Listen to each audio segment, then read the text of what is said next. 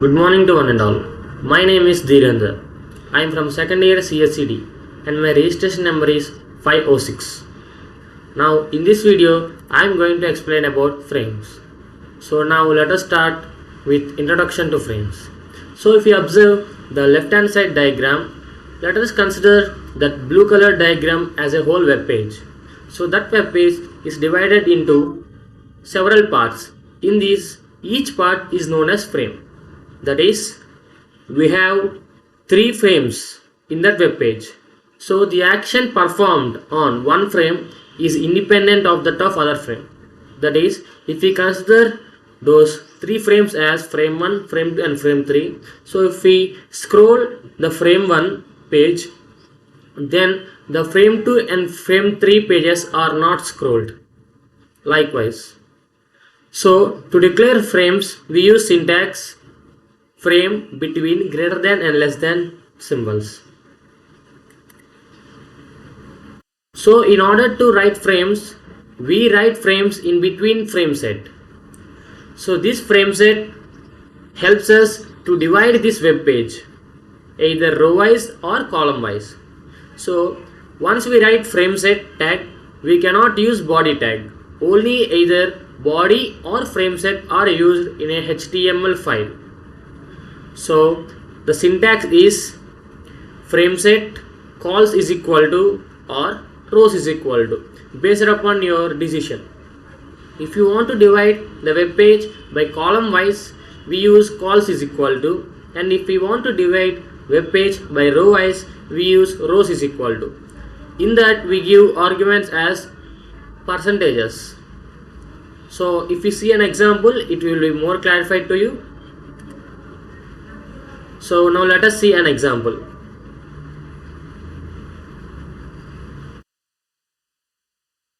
So here the whole web page is divided column wise.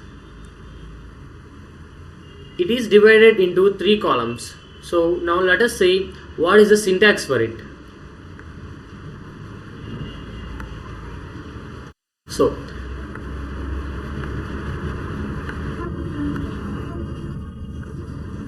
if we observe the code for this, here we can observe we have wrote frame set, and in between frame set we are dividing the whole web page into 3 frames. So we have written 3 frames.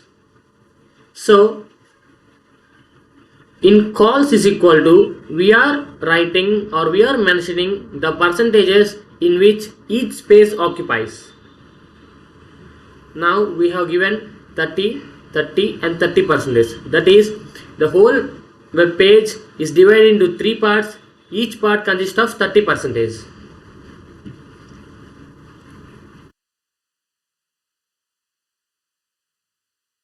Now we have seen the whole web page divided column wise. Now we will see the whole web page is divided into row wise.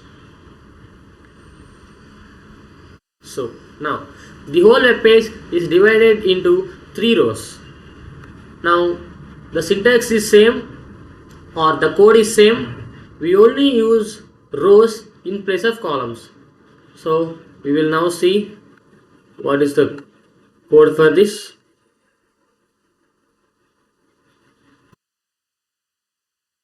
Now here it is. Here we only, the difference between the previous code and this is we only used rows. In the previous we have used columns. Now it is the main difference.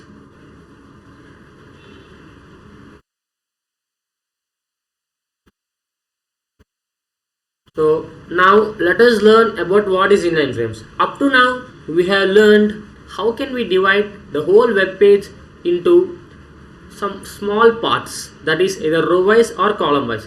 We can also divide a whole web page into rows, and within one row we can also divide that into columns. So we will get clarity by seeing an example after. So now we have divided the web page into parts. So that part is only useful when we add some content to it, right? So to add some content into that frame, we use inline frames. So now let us learn what is an inline frame. An iframe, short for inline frame, is an HTML element used to embed one HTML document within another HTML document. Now we have seen the code for frame divided into row wise or column wise. So now let us take one code. So in this each frame we add source is equal to another HTML document's name, such that that HTML document contains some content in it. When we add that address into that source, we get the content in that frame. Now in this, with the help of inline frames, we can add web pages, audios, videos, or even maps in that one frame. So when an iframe is inserted into a web page, a new window is created within the document and the content of iframe is loaded inside that window. Now that is, if we divide that frame and if we add some content in it, the content we added only will be displayed within that frame. And the syntax for that inline frame is iframe source is equal to, within double quotes we mention the source code, and closing tag iframe.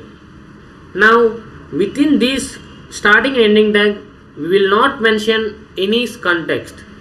We will take another HTML document, we write the content in it, and we just add the path or the name of the HTML document in the source, that is src is equal to, in between double quotes we add that HTML document's name or source of the HTML document.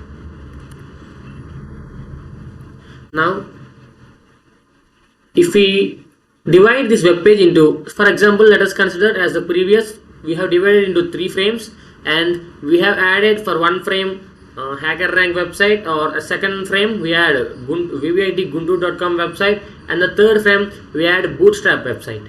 Now if we perform action on one frame, it will be independent of the other, and in this each frame can contains their own CSS style, own JavaScript code. Now generally in the real-time examples we use frames to display ads. Now for example, when we have seen some websites, ads will be displayed on the corner. So how are they done? They are done using frames, and they add the content in it by using iframes. So now let us get some more clarity by seeing an example. So basic examples of iframes. The first example is an iframe. So now let us see what happens. So here I have displayed a page called welcome to my web page, and in this we have a frame, and that we have this is content. Now we will see the code and we will also modify some changes in it so that we may understand what happens.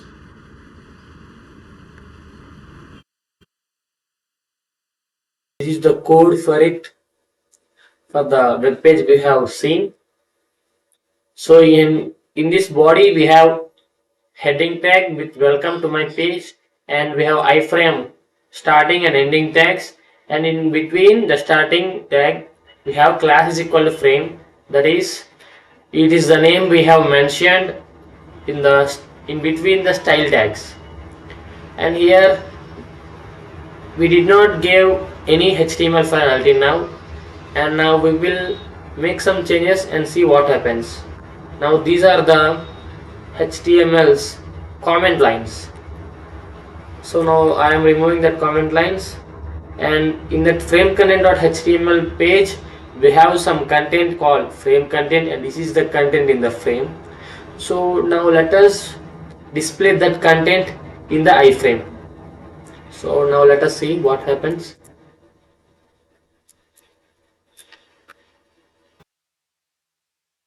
So this is the example for it. So previously we have nothing, that is empty. Now we have added some content to it, and the content is added, and the content is present in another HTML document. So we have just gave that HTML document's name as both are present in the same folder. If the HTML document is present in another folder, we just give the path of that HTML document in that source. Now let us see another example.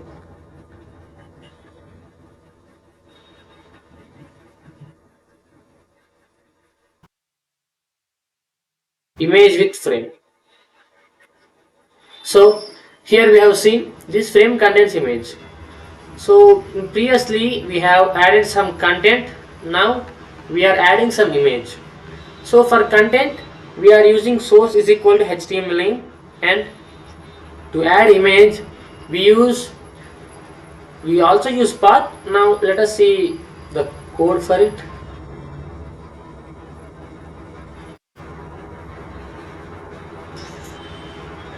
So here it is, this one. We have given in the body tag we have given heading, and we have also given div. Div means it's a kind of container that contains whatever tags we give in it. So we have given iframe, and in this source we have mentioned the path of that image, and we have also mentioned the width and height so that it will be adjusted nicely in it. So the output will be this one. And now we shall move on to the next topic. So until now we have seen what is frames, the examples of frames, what are iframes and how are they used and what are they used for, and examples for iframes. So now let us see the combined example of frames and iframes. So this is the first example. Now if we carefully observe that web page, the web page is divided into two parts, and the first part contains the inline frame, and the second part contains two columns. That is, we have divided this whole web page into two rows. The first rows contain inline frame content, and the second row contain two columns in it. The left side contains some websites, images and audio and video links, and the right side part is used to display those when we click on them. So now without any delay we will see what happens. So when I click on HackerRank, it displays the website HackerRank, and when I click on Wikipedia, it displays the website Wikipedia. So it is same as that of the Wikipedia page.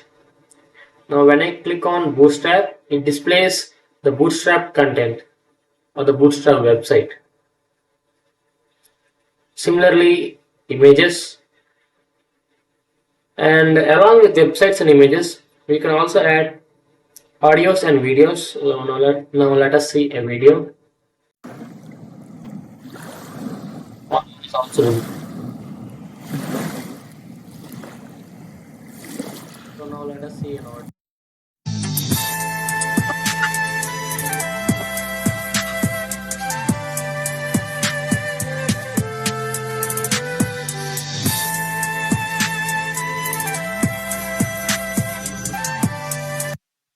So this is a first example of the combined usage of both frames and iframes. This whole web page by using frames into two rows, and in the second row we have divided it into two columns. This is done by using frames, and the content in it is added with the help of iframes. So that is how it became the combined example of both frames and iframes. So now let us see the second example.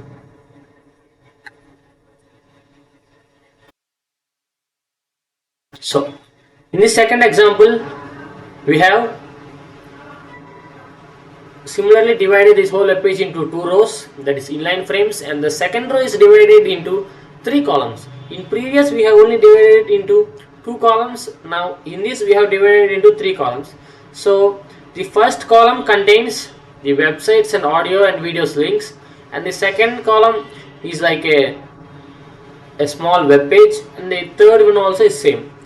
So in this second column we display the websites, that is here you see it, and in the third column we use audio and video files. This video is played and without any disturbance We can also scroll the website we have displayed on the second column. Similarly Wikipedia, similarly Bootstrap. Now we can also do the one.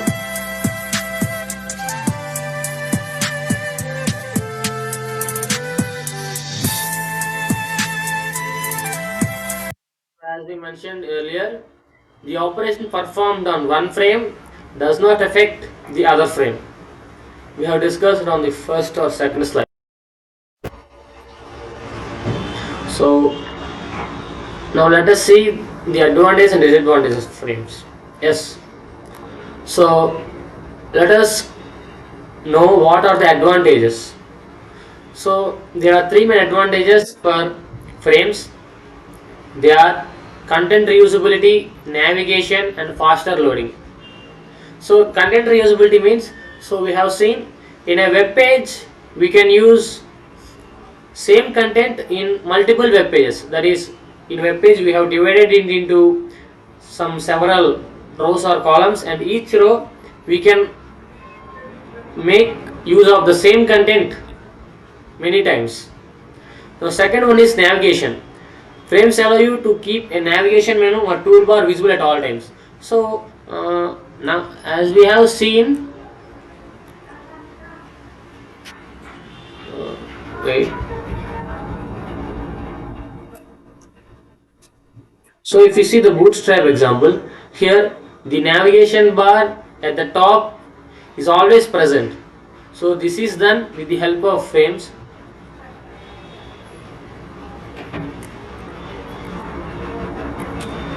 And now the third example is faster loading. Now as we have divided the web page into some parts, the first page has loaded, we have seen. In the second example, the first frame has loaded websites, and the second frame has loaded videos. Now they are both done at the time simultaneously. So these are the advantages. So frames also contain some disadvantages. So now let us see what are they. So disadvantages. So there are mainly four disadvantages. They are bookmarking, search engine optimization, accessibility, and printing. So bookmarking. So as we have seen in the example 1 or 2, we have displayed the website. Let us consider some as we have displayed Wikipedia website. We cannot bookmark that website as it is present in a frame. So that is one disadvantage. That means we cannot bookmark the web pages that is present inside a frame. And search engine optimization. That is, if we search for Wikipedia, we get the whole Wikipedia page but not our website we have designed. So that is the second disadvantage. And third one is accessibility. So in our world we have many people, but all of them are not capable. So some of them are also disabled.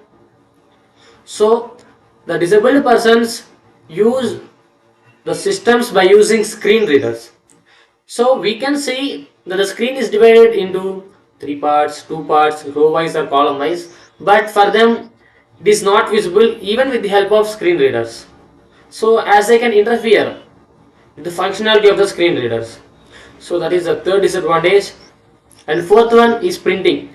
For example, in some web pages, I am telling about some web pages, when we print that web page, we can get that website or we may not get the website. So these are the four main disadvantages.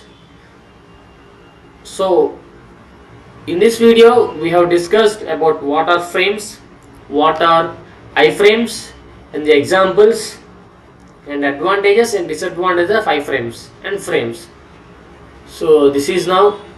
Thank you.